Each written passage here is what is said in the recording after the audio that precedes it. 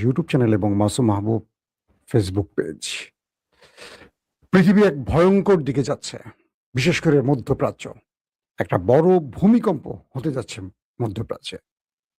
Iran এবং আমেরিকার এই লড়াইতে পুরো আরব দেশ জ্বালিয়ে পুড়িয়ে ছারখার করে ফেলবে ইরান, ঘোষণা চলে আসছে। এবং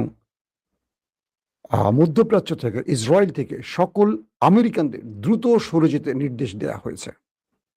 এবং যারা আরবে আছেন, যারা সরতে পারবেন না, দ্রুত বাংকারে চলে যেতে বলা হয়েছে, শেল্টারে চলে যেতে বলা হয়েছে।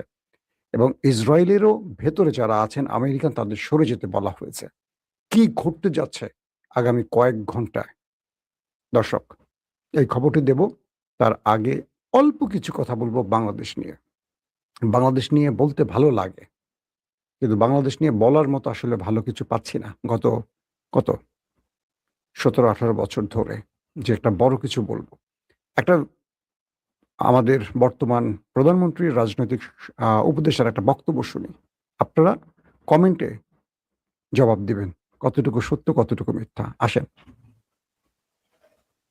হাসনাত আব্দুল্লাহকে সমন্বয়কদের অনেকে হাসি ঠাট্টা করে বলতো হাসিনার আব্দুল্লাহ। আমি চ্যালেঞ্জ ছুড়ে দিলাম, হাসনাত এবং সার্জিস গণঅভ্যুত্থানের পক্ষে শক্তি ছিল না। গণঅভ্যুত্থানের সময় সার্জিস এবং হাসনাত ছাত্রলীগের, আওয়ামী লীগের এজেন্ট হিসেবেই কাজ করছিল। এবং এটা আসিফকে জিজ্ঞেস করেন, নাহিদকে জিজ্ঞেস করেন, আমি দায়িত্ব নিয়ে বলছি। আসিফ এবং নাহিদ যদি জুলাইয়ের প্রকৃত ইতিহাস জাতির সামনে উত্থাপন করেন, তাহলে হাসনাত এবং সার্জিস খলনায়ক হিসেবেই জাতির সামনে বিবেচিত হবে।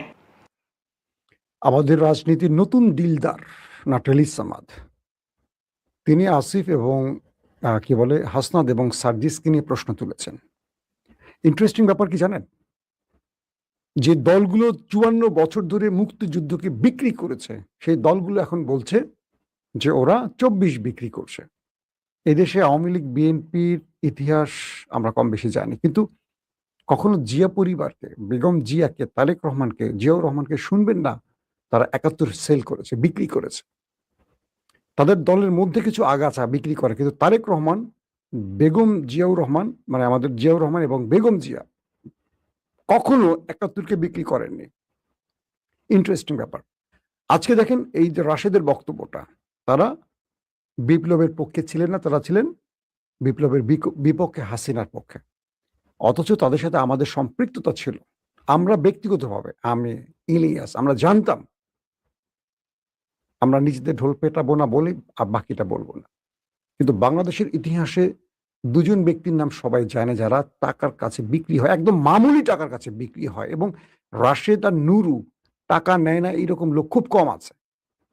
টাকা দিলেই তাদেরকে পাওয়া যেত, এত সস্তা। একটা ছোট্ট উদাহরণ দেয়, একটা বিয়েতে যাব সিলেট, বিএনপির, যুক্তরাজ্য বিএনপির সিনিয়র সহসভাপতি, মানে সহসভাপতি যুক্তরাজ্য বিএনপি, তার ছোট ভাইয়ের বিয়ে সিলেটে। আমরা প্রায় 15 জন যাচ্ছি, আমাদের ফ্লাইট টিকিট আপ ডাউন করা। এর মধ্যে পুলিশেরই ছিলেন 6 জন ডিআইজি, বড় বড় উকিল, আইনজীবী, বর্তমান বিএনপি পন্থী। আমরা গুলশানের আড়ংয়ে গেলাম পাঞ্জাবি কিনবো এক কালারের। গিয়ে হাজির, সেখানে গিয়ে দেখি নুরু এবং নুরুর স্ত্রী এবং তার বাচ্চা। বাকিটা আর না বললাম। কাউকে ব্যক্তিগতভাবে পচানো আমার দায়িত্ব না, এই কাজগুলি আমি কখনো করি না, আপনারা জানেন। রাশেদ যে বিতর্কটা তুলল, রাশেদ আসলে কি প্রমাণ করতে চাইছে এর মাধ্যমে? রাশেদ কার এজেন্ডা বাস্তবায়ন করতে চাচ্ছে? যারা জুলাইয়ের মূল নায়ক তাদেরকে ভিলেন বানানোর এই চেষ্টা কেন? রাশেদ কি গণ অধিকারের রাশেদ কি ইয়ার পক্ষে ছিল? সে তো সকালে একটা, বিকালে একটা, রাতে একটা। এসব বিকৃত রুচির রাজনীতিবিদরা বাংলাদেশকে কোথায় নিতে চায় আমার একটা প্রশ্ন। বিএনপিকে বলবো, এইসব লোকদের বক্তব্য আপনারা অন করবেন না। এটা বিএনপির বক্তব্য হতে পারে না, এটা জিয়াউর রহমানের দলের, তারেক রহমানের দলের বক্তব্য হতে পারে না। এটা আমাদেরকে ধ্বংস করছে এবং বিএনপিকে জাতির কাছে ভিলেন বানাচ্ছে এইসব, কি বলবো, পচা গলা নর্দমার লোকগুলোর বক্তব্যের মাধ্যমে। আমি রাশেদকে ব্যক্তিগতভাবে পছন্দ করতাম, নুরুকেও পছন্দ করতাম, আমার লাইফে কখনো এদের নেমে একটা বাজে কথা বলিনি। কিন্তু এই নতুন বিতর্কগুলো আমাদেরকে বিভাজিত করছে। বিভাজিত করার পেছনে কাদের ইন্ধন আছে? কেন এই হিরোদেরকে ভিলেন বানাতে চায়? যারা হিরো তাদেরকে ভিলেন বানাতে চায়। এখন এই যুবকগুলো যদি 71-এর ইতিহাস নিয়ে টান মারে, অনেকে ভিলেন হয়ে যাবে, অনেকের কাপড় খুলে যাবে। দর্শক, এখন যে বিষয়টি আমাদের কাছে তৈরি হয়েছে, তো আমরা একটা বিষয়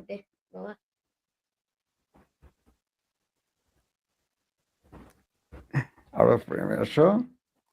আমার ছেলে আমাকে লাইভের মধ্যে চলে আসতে হ্যাপি বার্থডে দেওয়ার জন্য, আজকে আমার জন্মদিন, তাই হঠাৎ করে সে আমার স্টুডিওতে অনেকক্ষণ দাঁড়িয়ে আছে, আমাকে দেখতে পাচ্ছে না। এই যে এটা হলো আমার ছেলে মুয়াজ্জল সাবিত প্রিয়, ক্লাস 5-এ পড়ে। সে আমার জন্য একটা গিফট নিয়ে আসছে, বাবাকে জন্মদিনের গিফট দিবে, সে লাইভের মধ্যে চলে আসছে। এটার মধ্যে কি আছে বাবা?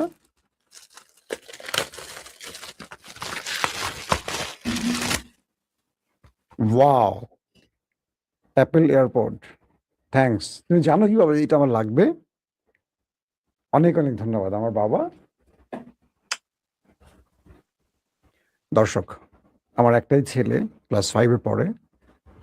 আপনারা যখন দেখেন আমি লাইভ করি, অনেক সময় টেকনিক্যাল সাপোর্টগুলো আমার এই বাচ্চা ছেলেটা আমাকে দিয়ে থাকে, এবং জন্মদিনের উইশ করে গেল আমাকে একটা দুর্দান্ত গিফট দিয়ে। প্রিয় দর্শক, আসেন আপনাদেরকে নিয়ে চলে যাচ্ছে এবার ইরান আমেরিকার সংবাদে। আজকে দিনের যে প্রথম লাইভটি করেছিলাম বিকেল 6টায় বোধ হয়, সেখানে আপনাদের বললাম যে আমেরিকা একটা বড় প্ল্যান করেছে ইরানকে একেবারে মাটির সাথে মিশিয়ে দেওয়ার। তারপর ইরান পাল্টা হুমকি দেওয়ার পর আক্রমণ থেকে কিছুটা সরে আসছে। কিছুক্ষণ আগের আপডেট পাওয়া গেল এরকম, পুরো মধ্যপ্রাচ্যের সকল দেশ থেকে আমেরিকার নাগরিকদের সেই দেশ ছাড়তে বলা হয়েছে। যারা আছেন দ্রুত তাদেরকে শেল্টার জোনে চলে যেতে বলা হয়েছে। শুধু তাই নয়, ইসরায়েল থেকেও আমেরিকানদের সরে যেতে বলা হয়েছে, কারণ আমেরিকা ইরানে একটা বড় অ্যাডভেঞ্চার করতে যাচ্ছে। আমেরিকা পুরো ইরানের বিদ্যুৎ জ্বালানি সিস্টেমগুলোকে ধ্বংস করে ফেলতে চাইছে, এবং আমেরিকা দীর্ঘদিন আক্রমণ করে ইরানের কাছে পরাস্ত হওয়ার ফলে তারা একযোগে কয়েকটি ফ্রন্ট থেকে একটা বৃহৎ অ্যাটাকের পরিকল্পনা করছে, এবং এই অ্যাটাকের মাধ্যমে যদি ইরানকে দমাতে না পারে, তাহলে যুদ্ধের গতি ভিন্ন দিকে চলে যাবে। অর্থাৎ পুরো পৃথিবী একটা ভয়ঙ্কর ভূমিকম্প দেখতে যাচ্ছে। অনিশ্চিত আমাদের আগামীর দিনটা। পুরো মধ্যপ্রাচ্যে আমরা হয়তো বা একটা বিশাল আগ্নেয়গিরি দেখতে যাচ্ছি। এটা খুবই ভয়ঙ্কর সিমটম। আজকের এই বক্তব্যটি আপনারা মাথায় রাখবেন।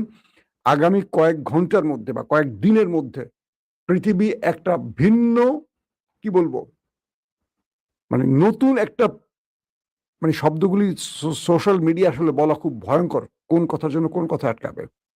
একটা ভয়ঙ্কর পৃথিবীর দিকে আমরা যাচ্ছি। ট্রাম্প তার নাগরিকদেরকে মধ্যপ্রাচ্য থেকে বের করে ফেলার অর্থ কি বুঝতে পারছেন? অর্থাৎ তিনি ইরানে একটা বড় অ্যাটাকে যাবেন। ইসরায়েল থেকে সরতে বলা হলো কেন? কারণ ইরান ইসরায়েল এবং আমেরিকার সম্মিলিত ইরানে অ্যাটাক করবে, এবং সর্বশক্তি দিয়ে তারা অ্যাটাকটা করবে। ধরেন তাদের যত যুদ্ধ বিমান আছে সবগুলোকে একসাথে ব্যবহার করবে ইরানের প্রত্যেকটা স্ট্রাকচার ধ্বংস করার জন্য, স্থাপনা ধ্বংস করার জন্য। গুরুত্বপূর্ণ বিদ্যুৎ ব্যবস্থা যেন পুরো ইরান অন্ধকার হয়ে যায়, পুরো জ্বালানি সিস্টেম বন্ধ হয়ে যায়, পানি শোধনাগার বন্ধ হয়ে যায়। ইরানের মানুষকে আয়ামে জাহিলিয়াতে ফেরত পাঠাতে চায়, এবং ইরান পাল্টা জবাব দিবে এটা জেনেই আমেরিকা, ইসরায়েল এবং আরব থেকে তাদের জনগণকে সরে যেতে বলছে। কতটা স্বার্থপর চিন্তা করছেন? আরবের যে লক্ষ লক্ষ কোটি কোটি মানুষ আছে তাদেরকে বিপদে ফেলে আমেরিকানদের চলে যেতে বলেছে, আর এই আরবরা এতদিন দুধ কলা দিয়ে এদেরকে পুষছে। কত বেকুব জাতি এই জুব্বা জাতি। এই জুব্বা বাংলাদেশের জুব্বাকে বলছি না, আরবের জুব্বার কথা বলছি। এর চেয়ে বেকুব কেউ হতে পারে?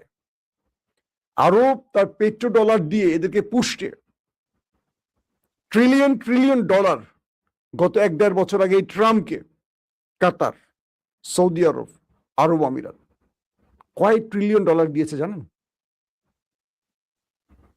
ট্রিলিয়ন ডলার বুঝছেন? Million, billion, trillion.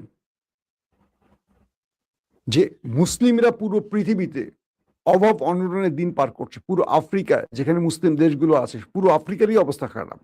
আমাদের দক্ষিণ এশিয়া মুসলমানদের কি করুণ অবস্থা। আর আরবরা তখন এই টাকাগুলো ওদেরকে দিচ্ছে যাতে ওরা আরো অস্ত্র বানাতে পারে, অস্ত্র ব্যবহার করতে পারে এবং আমাদেরকে শেষ করতে পারে। কেন? আরবদের অবৈধ ক্ষমতা টিকিয়ে রাখার জন্য। যেমন আমাদের দেশে যারা ক্ষমতায় বসেন অবৈধ ক্ষমতা টিকিয়ে রাখার জন্য তারা জনগণের বিরুদ্ধে দাঁড়ান, সবসময় দাঁড়ান ওই ক্ষমতাধর শক্তির ডিপ স্টেটের পক্ষে, ওই ক্ষমতার বলয়ের কাছে তারা নিজেকে বিক্রি করে দেন। আর আমরা মারামারি, কাটাকাটি, রড দিয়ে চোখ উপড়ে ফেলে রাজপথে জীবন দিয়ে এদেরকে ক্ষমতায় বসাই। খুব আফসোস যে জাতি নিজের ভাগ্য পরিবর্তন করতে পারে না, যে জাতি তার নেতাকে নিজেই চয়েস করতে পারে না, যে জাতি নিজে বোঝে না তার জন্য কে মঙ্গল কে ভালো, স্রেফ টেন্ডারবাজি, চাঁদাবাজি, স্রেফ পাওয়ার রাজনীতি করার জন্য যে জাতি মামুলি কয়েকজন ব্যক্তি পুরো দেশকে জিম্মি করে ফেলে, সেই দেশের জনগণের ভাগ্য পরিবর্তন হয় না কখনো। আজকে সৌদি আরবের দিকে তাকান, রাজ পরিবার পুরো দেশকে কন্ট্রোল করে। ইরান গত কয়েক মাসে 130 দিন ধরেন বা 150 দিন ধরেন কি পরিমাণ এটাকে আরবে করেছে, কিন্তু একটা মুসলমানকে তারা মারেনি। ধরেন বাংলাদেশের, পাকিস্তানের বা ভারতীয় 2-4 জন মারা গেছে, তারা সেই সব জায়গায় কাজ করত, তাদেরকে অগ্রিম আগে সরে যেতে বলা হয়েছে। আরব বা আমেরিকানরা কি করছে, তারা সরে গেছে, আমাদের দরিদ্র দেশের জনগণকে সরায় না, যে মূল্য ওরা গরিব মরে যাক। আমাদের দেশের মানুষ মারা গেলে আওয়ামী লীগ বিএনপি কিছু যায় আসে? দেখেন লাশটা ঠিক মতো আসে কিনা, কত পথ ঘাট পাড়ি দিয়ে লাশ আসে। আমরা যে কথাটি বলছিলাম, আমরা আমাদের ভাগ্যটাকে নিজেরাই ধ্বংস করি, আর সেজন্য আমরা সারা জীবন পচি।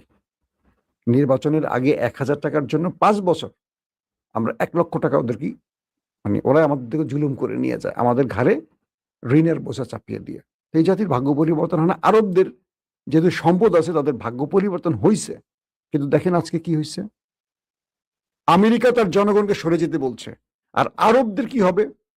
ইরান হুঁশিয়ারি দিয়েছে যদি ইরানের কোনো ব্রিজে, কোনো বিদ্যুৎ প্ল্যান্টে, কোনো গ্যাস ফিল্ড, কোনো তেল ডিপোতে বা তেলের খনিতে আঘাত করা হয়, আরবের কিচ্ছু রাখবে না।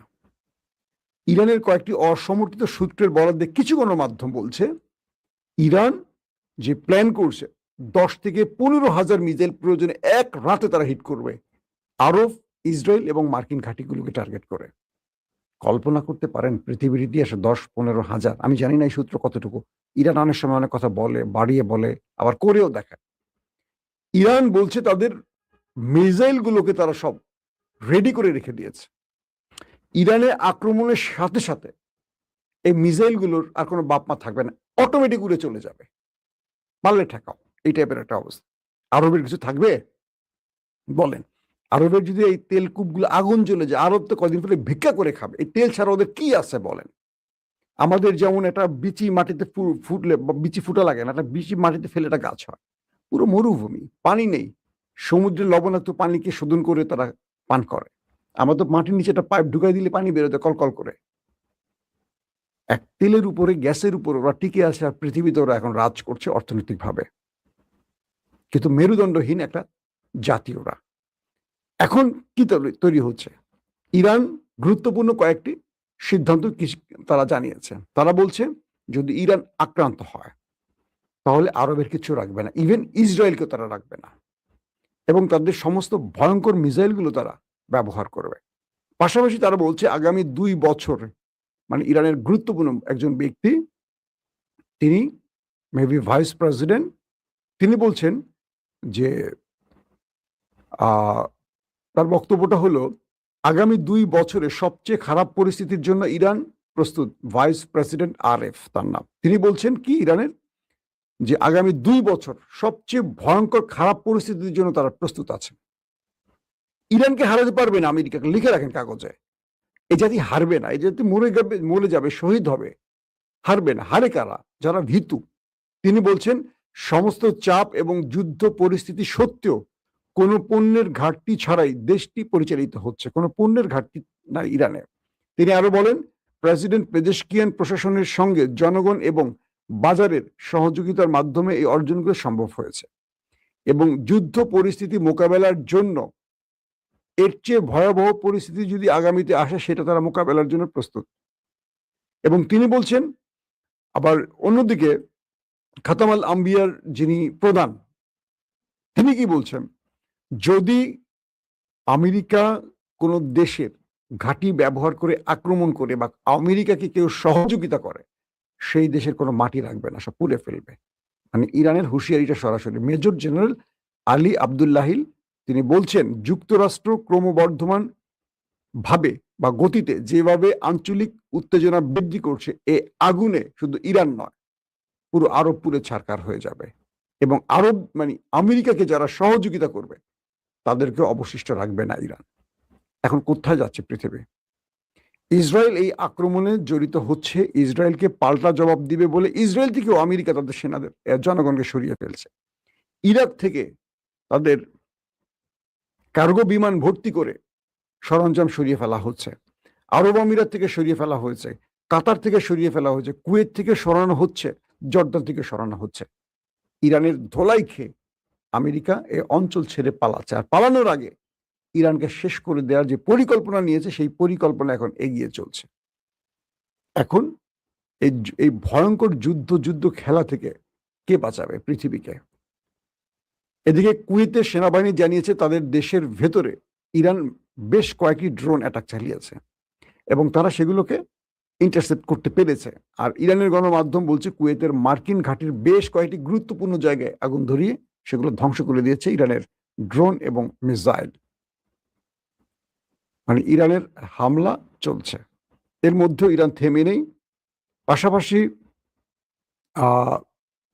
আমেরিকা নতুন করে আরবের কয়েকটি জায়গায় যে অস্ত্রগুলো আবার নতুন করে এনেছে ইরানের বিরুদ্ধে অ্যাটাকের জন্য, অর্থাৎ আমেরিকার মূল পরিকল্পনাটা হলো তাদের কাছে যা অবশিষ্ট আছে তারা একযোগে ব্যবহার করবে।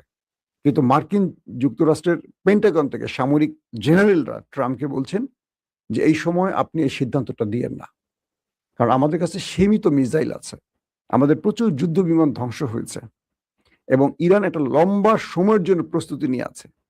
আমরা যদি আক্রমণ করে ইরানকে ধ্বংস করতে না পারি তাহলে ইরান আমাদেরকে ধ্বংস করে ফেলবে, মানে আমাদের যা আছে মধ্যপ্রাচ্যে সব শেষ করে ফেলবে, আমাদের মিত্রদের শেষ করে ফেলবে এবং সবচেয়ে বড় মারটা খাবে ইসরায়েল। আমরা ইসরায়েলকে রক্ষা করতে পারবো না, আমাদের নেভাল টিম ইসরায়েলকে রক্ষা করতে পারবে না, আমরা কোনোভাবেই ইসরায়েলকে বাঁচাতে পারবো না।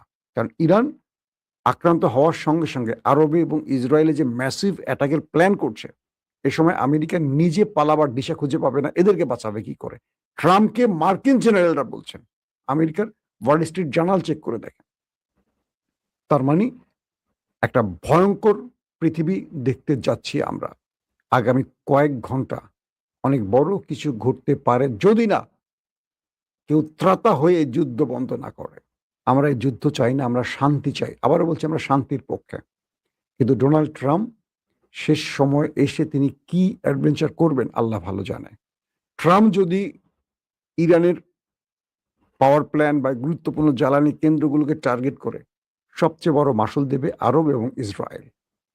কাগজে লিখে রাখেন, কারণ ইরান ছাড়বে না এবং ইরানকে কোনোভাবে দমাতে পারবে না। ট্রাম্প বুঝে গেছেন পারমাণবিক অ্যাটাক করবেন এবং বলা হচ্ছে যে কিছু কিছু জায়গায় পারমাণবিক ওয়ারহেড ব্যবহারও করেছে পূর্বের যুদ্ধে, 40 দিনের যুদ্ধে। ইরান কাউকে বলেনি। আমেরিকা ট্রাম্পই বলছেন তারা সীমিত আকারে নিউক্লিয়ার ব্যবহার করেছে ইরানের যুদ্ধে। তার মানে কি ইরান দমে যায়নি, তার মানে ইরান দমে যাবে না।